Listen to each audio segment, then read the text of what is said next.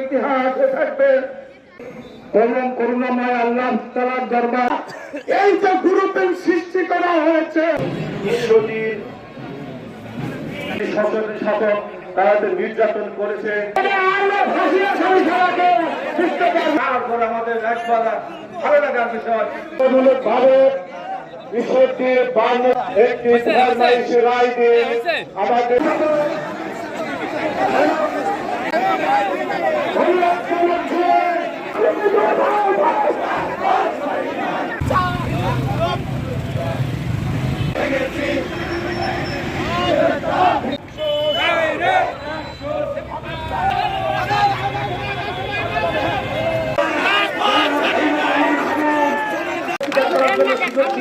আমি আমার কথা শেষ করছি।